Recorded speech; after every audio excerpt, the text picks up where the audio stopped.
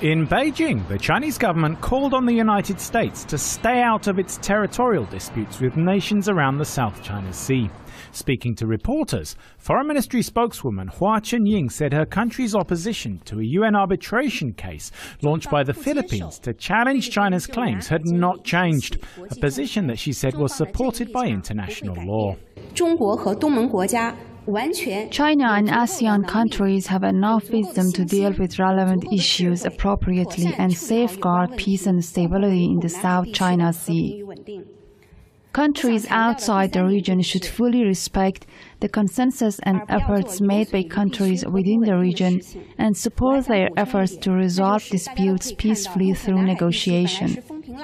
The situation in the sea now is stable, and if relevant countries want to maintain this stability, they should make less trouble. The Foreign Ministry's comments came after U.S. Secretary of State John Kerry told Chinese Prime Minister Li Keqiang and other leaders attending this year's East Asia Summit that America supported the Philippines' arbitration bid.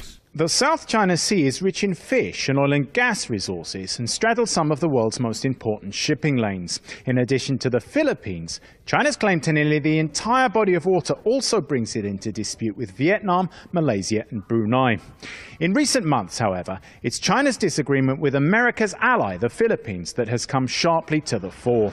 Last month, the Philippines claimed China was illegally building structures on Scarborough Shoal, a reef disputed by the two countries that China seized control of last year.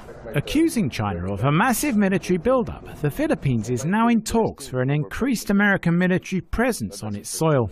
Experts say a new base planned for the eastern island of Palawan, which is closer to disputed islands than it is to the bulk of the Philippines, will likely house US Marines. On Wednesday, a top Chinese foreign policy advisor accused the Philippines of deliberate provocation. As China rises is not only coming into disagreement with America, some countries like Japan and the Philippines are deliberately adopting policies to antagonize China. For them, this is an opportunity. They don't want to try to resolve disputes because they will get a bigger payoff from antagonism. This week, the US and Philippines have been carrying out joint live-fire exercises in the province of Zambales, which is about 200 kilometers across the sea from Scarborough Shoal. Stephen Rebay, Press TV, Beijing.